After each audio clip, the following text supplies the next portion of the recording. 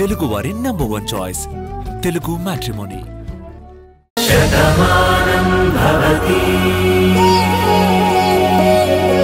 ఇక్కడ నిలబడి చూస్తున్నావేంటి? ఏం చెప్పమంటారమ్మా, రాత్రి నుంచి పెద్దమ్మగారు బయటికి రాలేదు. ఉదయం కాఫీ ఇవ్వడానికి లోపలికెళ్తే నన్ను తిట్టారమ్మా. అందుకే ఇప్పుడు టిఫిన్కి పిలవాలా వద్దని భయంతో ఇక్కడే ఉన్నానమ్మా. అదేంటి, అమ్మెందుకు అలా ప్రవర్తించింది? అదే నాకు తెలియట్లేదమ్మా. అమ్మగారు టిఫిన్ చేసి టాబ్లెట్లు వేసుకోవాలమ్మా, లేదంటే ఆవిడ ఆరోగ్యం పాడైపోతుంది. అందుకే మీరైనా వెళ్ళి కాస్త పిలవండమ్మా. సరే, నేను వెళ్ళి పిలుచుకొస్తాను. నువ్వు వెళ్ళి టిఫిన్ రెడీ చేయి. అలాగే అమ్మా.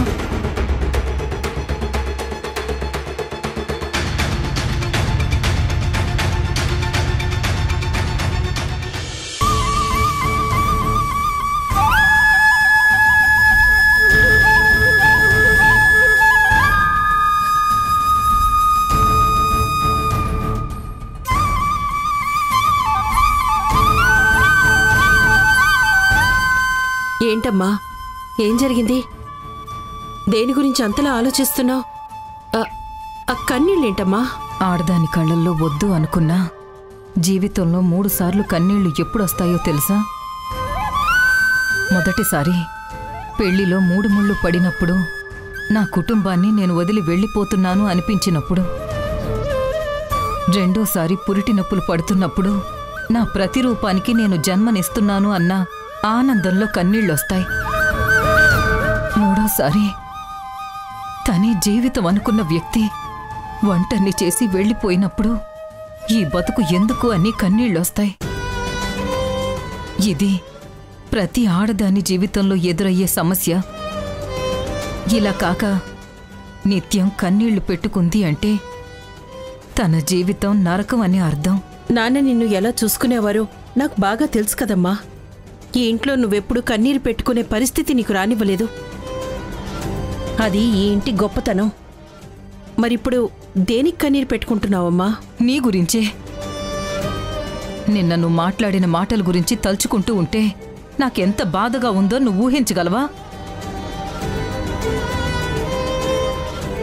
నువ్వు మాట్లాడి వెళ్ళిపోయావు, కానీ నీ బుద్ధేంటో తలుచుకుంటున్నప్పుడు నీలాంటి మనిషికి ఎందుకు జన్మనిచ్చాను అని కన్నీళ్లు పెట్టుకుంటున్నానమ్మా. ఏంటమ్మా, నేనంత మాట అనకూడని మాట ఏం మాట్లాడాను? అంత తప్పు నేనేం చేశాను? ఒకప్పుడు నేను తప్పు చేశాను, కాదన్ను. దానికి నేను క్షమాపణ కోరుకున్నాను. బాను కూడా నన్ను క్షమించింది.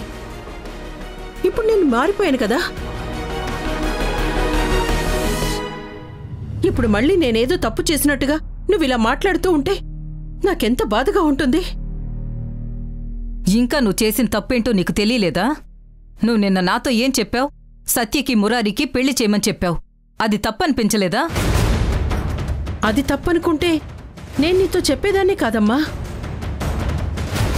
నా తమ్ముడు జీవితం అనుకున్నాను కాబట్టి నేను నీతో మాట్లాడాను. నీ మాట సమర్థించుకోవాలని చూడకు జయప్రద. ఇన్నాళ్ళు నీ మనసులో ఈ కోరిక ఉందని ఇప్పుడు నాకు అర్థమైంది. మనసులో ఇది దాచుకుని మా అందరితో మామూలుగా ఉన్నావు. అందుకే నీకు రాదంటే కోపం ఉండేది. ఏదో ఒక రూపంలో ఆ ద్వేషాన్ని రాధ మీద చూపిస్తూనే ఉన్నావు. తను నా కొడుకు జీవితంలోకొస్తే నీ కూతురు పరిస్థితి ఏంటి అని నువ్వు ఎప్పుడూ ఆలోచిస్తూ మనసులో విషాన్ని నింపుకుని బయటికి నవ్వుతూ ప్రవర్తించావని నాకిప్పుడు అర్థమైంది. నింద వేయటానికి కూడా అర్థం ఉండాలమ్మా. నేను నీ కూతుర్ని, ఈ ఇంటి గురించి ఆలోచించాను, అంతేకాని. ఇంక చాలా ఆపుజేయా. నువ్వింకేం చెప్పకు. నువ్వు ఏం చెప్పినా కూడా అది నిన్ను నువ్వు సమర్థించుకోవడానికి చెప్పిన మాట అవుతుంది. రాధ ఇంటి నుండి వెళ్ళిపోయింది అంటే దాని కారణం నువ్వే అని నాకిప్పుడు అర్థమైంది. నువ్వేం చెప్పావో, ఏం మాట్లాడావో, అసలు ఏం చేశావో ఇవన్నీ తలుచుకుంటేనే నాకు కంపరంగా ఉంది. అది కాదమ్మా, ఒక్కసారి నువ్వు నా వైపు నుంచి ఆలోచించు. నేను ఏ తప్పు చేయలేదని నీకే అర్థమవుతుంది. చెప్పాను కదా, ఒక అబద్ధం ఆడితే అది నిజమని నిరూపించుకోవడానికి 100 అబద్ధాలు చెప్తారు. ఒక తప్పు చేస్తే దాన్నుంచి తప్పించుకోవడానికి ఇంకొన్ని తప్పులు చేస్తారు. ఇప్పుడు నీ మాట కూడా అదే. రాధ వెళ్ళిపోయింది, అది కూడా ఎవరికి చెప్పలేదు.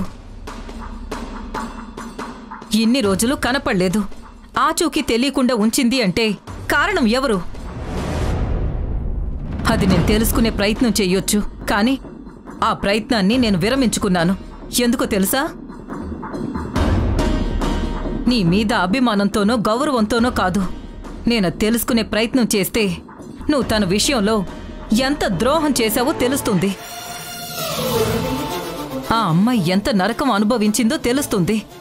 నా కొడుకు ప్రేమ దూరం చేసుకుని వాడెంత బాధపడుతున్నాడో తెలుస్తుంది. ఇవన్నీ తట్టుకునే శక్తి ఈ గుండెకు లేదమ్మా. అందుకే నేను ఆ ప్రయత్నం చేయలేదు. కానీ నిన్ను మాత్రం నా కంఠంలో ప్రాణం ఉన్నంత వరకు, నేను ఊపిరితో ఉన్నంత వరకు నిన్ను క్షమిస్తానని మాత్రం అనుకోకు.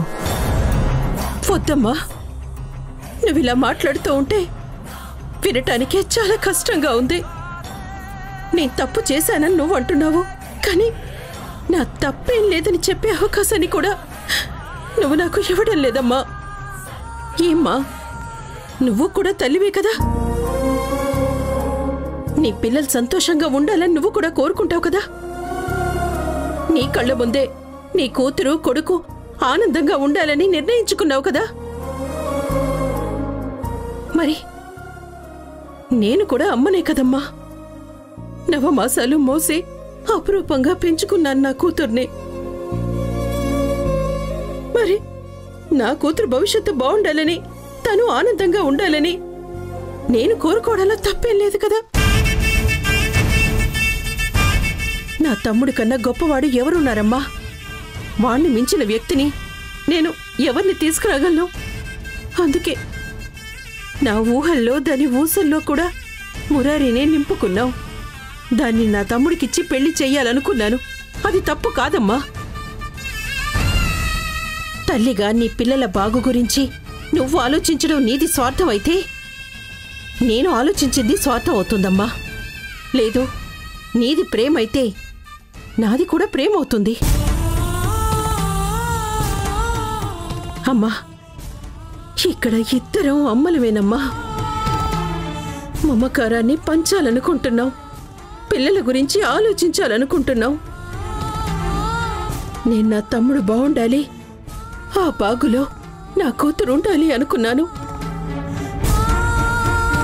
నువ్వు నీ కొడుకు బాగుండాలి, తన ప్రేమ గెలవాలి అనుకున్నావు. ఇద్దరి కోరిక ఒకటేనమ్మా, కానీ చూసే రూపమే వేరుగా ఉంది. మళ్ళీ చెప్తున్నానమ్మా, నా కూతురి భవిష్యత్తు గురించి ఆలోచించాను, అంతేకాని నేనీ తప్పు చేయలేదు. అంతవరకెందుకో నీకు అర్థమయ్యేలాగే చెప్తాను. మనం పంట చుట్టూ ముళ్ళ కంచెలు వేస్తాం. ఎందుకు? పశువులు తినేయకూడదు, పంటని పాడు చేయకూడదు అని. మరి మనం పెంచిన పంట మీదే మమకారం ఉంటే పశువుల మీద కోపం ఉందని కాదుగా. పశువుకి తన ఎదురుగా కడుపు నింపే పంట కనిపిస్తుంది, మనకి 10 మందికి ఉపయోగపడే చేను కనిపిస్తుంది. అందుకే పశువు అడుగు పెట్టకూడదని కంచె వేస్తామే తప్ప పశువు మీద పగతో కాదమ్మా. ఇక్కడ నేను నా కూతురి గురించి ఆలోచించాను, కానీ రాత మీద ద్వేషంతో మాత్రం కాదు.